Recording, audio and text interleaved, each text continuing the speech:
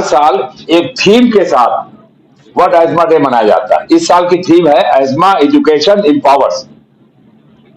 Asthma education empowers यानी asthma के बारे में एजुकेट करना है, दमा के बारे में एजुकेट करना है। किस चीज में? पहले डायग्नोसिस के बारे में, कैसे इसको जांचा जाए, कैसे इसकी डायग्नोसिस किया जाए, उसके बाद इसके ट्रीटमेंट क्या है, और तीसरा प्रिवेंशन क्या है। तीनों चीज के बारे में एजुकेट करना है मासेस को। सबसे बड़ी बात होती है कि डायग्नोसिस कैसे की जाए। अक्सर देखा गया है कि दमा की डायग्नोसिस अक्सर इनएक्यूरेट होती है, मतलब गलत होती है। मरीज दमा के लक्षण क्या होते हैं? कॉमन सांस फूलना, खांसी आना। खांसी अक्सर भोर में होती है या अर्ली मॉर्निंग होती है या रात में होती है। सीने में दर्द होता है और मरीज को घबराहट होती है। होता क्या है, कभी कभी मरीज की सांस फूल रही है और आपने सही से एग्जामिन नहीं किया, उसको मालूम है उसका फेफड़ा फटा हुआ है, उसको निमोथोरेक्स है। आपने एक्सरे करा के या मरीज को देखने से ही पता लग जाता है।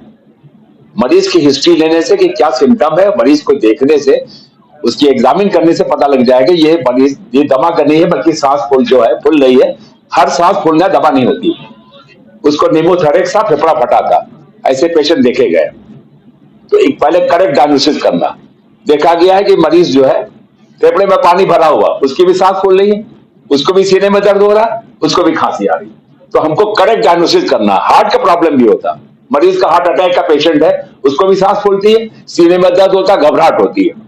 अगर आपने एग्जामिन नहीं ठीक से किया तो आप उस मालूम हुआ कि एक जादू की दवा होती है टेरिफ्रानिन और कार्टिकोस्टेरॉइड का इंजेक्शन, क्या कहते हैं, वो डेक्सोना, हर जहां लग जाता है।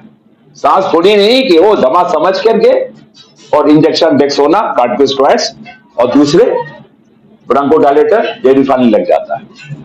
तो पहले इसको करेक्ट डायग्नोसिस करना, इसके बारे में जागरूक करना कि दमा क्या है। दमा बहुत कॉमन है, सिंपल इसकी जांच है स्पायरोमेट्री, जिसे लंग फंक्शन टेस्ट करते हैं। ये रिवर्सिबल होती है। दमा एक क्रॉनिक इन्फ्लेमेटरी डिजीज है, नॉन कम्युनिकेबल, मतलब कि दूसरों को बीमारी पहुंचाएगी नहीं। ये बड़ा खतरनाक है। साहब हमारे हमको दमा, किसी को बता दिया दमा हो गया, अरे दमा हो गया, अब क्या हो गया, लगता बहुत बड़ा पहाड़ टूट गया, अब तो हमारे सब घर को दमा हो जाएगा, पूरे खानदान हो, बीवी ने, हस्बैंड ने बीवी को छोड़ दिया, इसको तो दमा हो गया, अब क्या हो गया। दमा कुछ नहीं है। दमा में सांस की नली सिकुड़ जाती है, सूजन आ जाती है। पहले जमाने में 80 से पहले ये मालूम नहीं था कि दमा का इलाज क्या है, यही नहीं मालूम था दमा होता कैसे। पहले कहते थे कि दमा होता है सांस की नली में सिकुड़न में।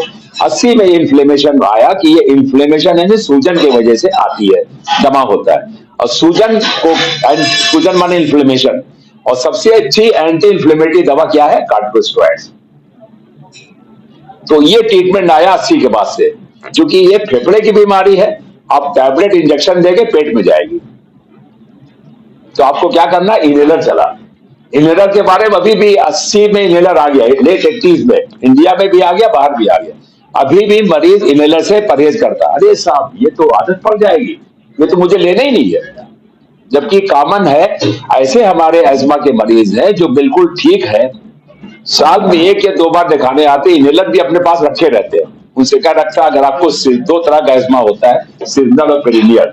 सीजनल माने की चेंज ऑफ सीजन, मार्च अप्रैल सितंबर अक्टूबर में होता है, जब पॉलेंस बढ़ जाते हैं, दूध धक्कड़ बढ़ जाता है, तो इसको सीजनल कहते हैं। मरीज से कहते हैं भाई अगर तुम्हें सीजनल एस्मा है तो सीजन जो तुम्हारा है, तुम्हें मालूम है मार्च अप्रैल सितंबर, 1 महीने पहले इनहेलर लेना शुरू कर दो, प्रिवेंशनरी। और इनहेलर कौन सा लेना है? कार्टिकोस्टेरॉइड्स का, क्योंकि यही बेस्ट दवा है, ये इन्फ्लेमेशन को कम करेगी, इसी से दमा होगा।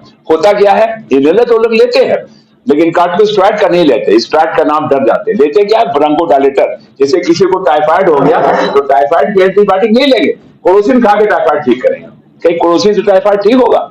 ये एस्मा में है। एस्मा में 2 दवा होती है, एक होती है प्रिवेंटर एंटी इंफ्लेमेटरी जो कार्टिकोस्टेरॉइड, एक होती है सिम्प्टोमेटिक क्लोरोसिन की तरह, उसको कहते हैं ब्रोंकोडायलेटर। एसिलिन का इनहेलर ले लिया। तो ये भी इसके बारे में जागरूक करना है कि दमा का जो सही ट्रीटमेंट है वो इनहेलर है। इनहेलर से ना आदत पड़ती है, ना जिंदगी भर लेना पड़ता है। अगर मरीज सही ढंग से एस्मा का इलाज कर ले तो इनहेलर, बिना इनहेलर के भी रह सकता है। ये हो गया ट्रीटमेंट। तीसरा हुआ प्रिवेंशन, उसके बारे में जागरूक करना है। क्या जागरूक करना है? आजकल दमा के रोगियों को हम लोग एक, क्योंकि सबसे कॉमन जो दमा उभरता है सर्दी जुकाम से, जिसको कहते हैं फ्लू हो गया, इन्फ्लुएंजा से, तो इन्फ्लुएंजा एंटी इन्फ्लुएंजा वैक्सीन आ गई, इन्फ्लुएंजा वैक्सीन आ गई जो साल में एक बार दी जाती। इससे 70-80% मरीजों को बचाव हो सकता है। इसके बारे में जागरूक करना है, तो डायग्नोसिस के बारे में जागरूक करना है, ट्रीटमेंट के बारे में जागरूक करना है और प्रिवेंशन के बारे में जागरूक करना है। ऐसा नहीं कि मरीज को कह दिया दमा हो गया और मरीज ने समझा अब तो हम मर गए।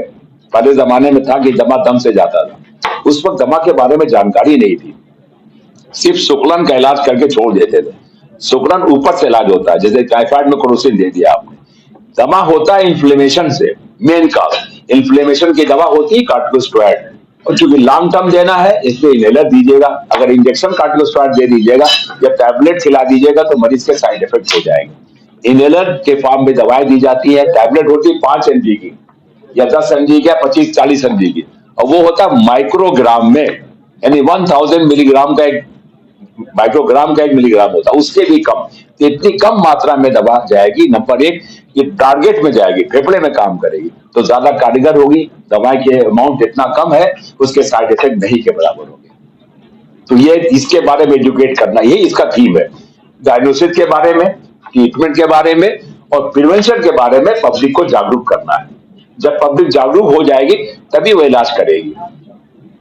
क्या गैस की वजह से भी नहीं, कुछ नहीं। गैस तो इतना मिसनोमर है, हर चीज में गैस।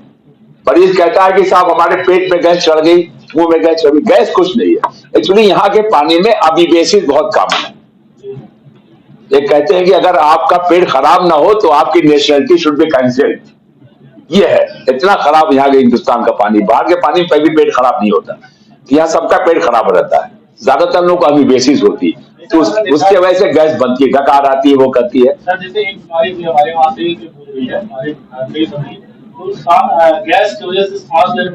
नहीं, कुछ नहीं, ऐसा कुछ नहीं है। मरीज सब बीमारी को गैस कहता है।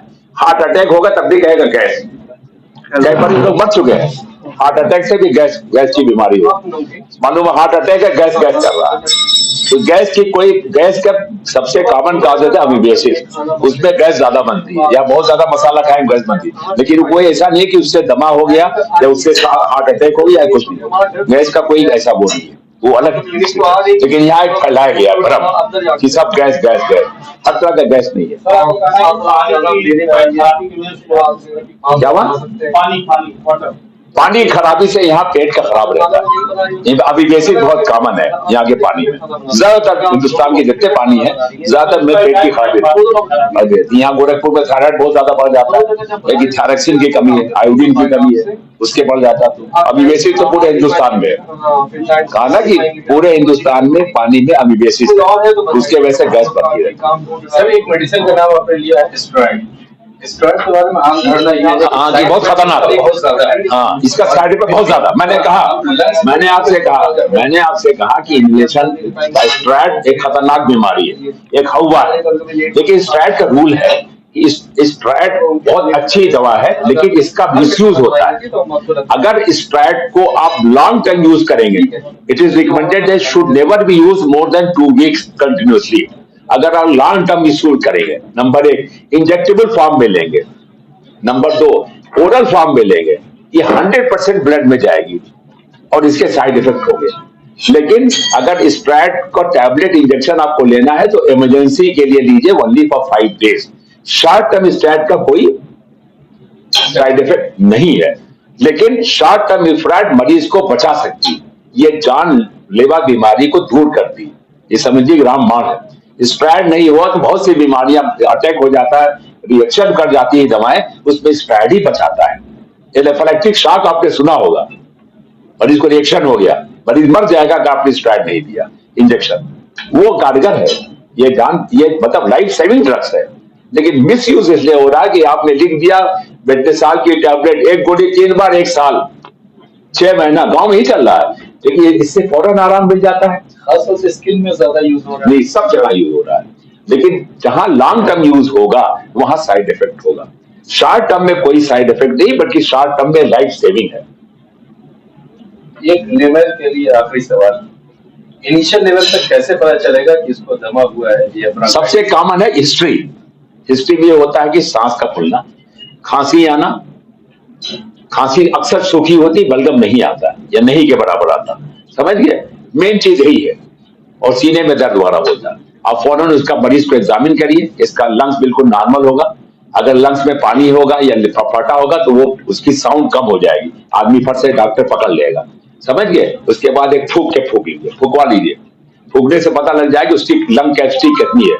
लंग कैपेसिटी कम है, उसको दवा दीजिए सांस की चौड़ा करने वाली, इमीडिएट फूक इनहेलर से 10 मिनट 20 मिनट के बाद उसको फिर जांच करिए, लंग बिल्कुल फैल जाएगा। इसको कहते हैं रिवर्सिबिलिटी, यानी कि सांस की नली पतली थी, दवा देने से फौरन चौड़ी हो गई, रिवर्सिबिलिटी। इसको कहते हैं चौड़ी हो गई, रिवर्सिबल, बैक टू नॉर्मल, ये दमा है। दैट इज कंफर्म दमा।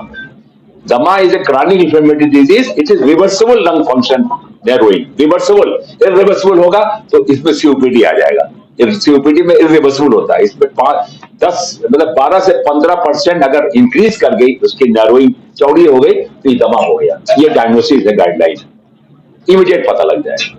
आपको शुगर हो रहा है, सांस फूल रहा है, इससे फौरन करा लीजिए। निमोथोरेक्स तो नहीं है, कभी कभी आलस नहीं पता लगता, इमीडिएट करा लीजिए, लंग फंक्शन करा लीजिए, सिंपल जांच है, फूक के होती है। फूक की जांच कोई काट के होनी नहीं है, हर डॉक्टर के पास कोई फूकने वाला है, एक अच्छा बड़ा आता है, स्पायरोमीटर 600-700 का मिलता, मरीजों को खरीद भी लेते हैं, उसको फूका, देखा सुबह 30% था नॉर्मल, शाम को जो है वो 10% हो गया, फौरन दवा पिया, उससे परसेंट नॉर्मल हो गया, दवा हो गया। सिंपल, बहुत सिंपल है, इतनी सिंपल डायग्नोसिस, लेकिन सिर्फ जागरूकता की कमी। अगर बता दिया किसी डॉक्टर ने, एक मरीज हमारे पास आते हैं, अरे साहब हमारी बहन को तो दमा है लेकिन हमको खांसी आ नहीं, दमा नहीं है, दमा हमको है नहीं सकता, नहीं पता नहीं क्या होगी दमा, दमा कह दिया पता नहीं क्या पहाड़ टूट गया, तो दमा कुछ नहीं होता, दमा सांस की नली सुखड़ी होती है, इन्फ्लेमेशन आता है, एंटी इन्फ्लेमेटरी दीजिए, दमा गायब ना हो, बार बार अटैक होता है, बार बार ना हो, इसके लिए रेगुलर इनहेलर लीजिए। इनहेलर रेगुलर कौन सा लेते हैं? ब्रोंकोडायलेटर, क्रोसिन वाला, इमीडिएट आराम मिल रहा है, अंदर से सूजन उसकी बनी हुई है, उसको नहीं लेते हैं, क्रोसिन खा रहे हैं। अब टाइफाइड का मरीज एंटीबायोटिक नहीं खाएगा, क्रोसिन खाएगा तो उससे क्या होगा? वही हाल इसमें। इसके इसीलिए जागरूक करना है, ट्रीटमेंट के बारे में, डायग्नोसिस के बारे में और बचाव के बारे में, यही जागरूकता, यही इसका जो है इस साल का थीम दिया है, बहुत इंपॉर्टेंट थीम है, बहुत इंपॉर्टेंट।